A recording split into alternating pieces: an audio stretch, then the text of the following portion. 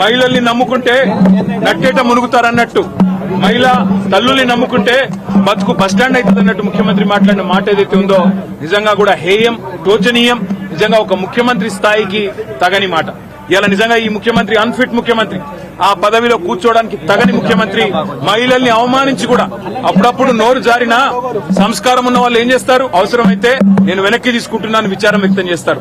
ఇంత అహంకారం, ఇంత కండకౌరంతో ఈరోజు ఆడబిడ్డల్ని వారిని అవమానించిన ముఖ్యమంత్రికి తప్పకుండా తెలంగాణ ఆడబిడ్డల ఉసురు తాకుతుంది. ఈ వైఖరి మార్చుకో, పద్ధతి మార్చుకో.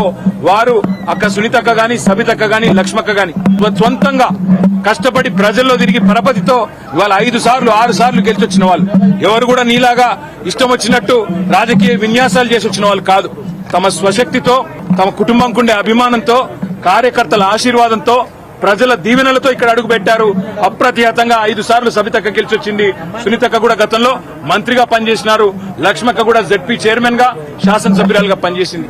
అలాంటి మహిళలుగా పట్టుకొని ఇవాళ నోటికొచ్చినట్టు వాగడం అనేది ముఖ్యమంత్రికి తగదు. ఇప్పటికైనా సిగ్గు తెచ్చుకొని, బుద్ధి తెచ్చుకొని ముఖ్యమంత్రి బేషరతుగా క్షమాపణ చెప్పాలి.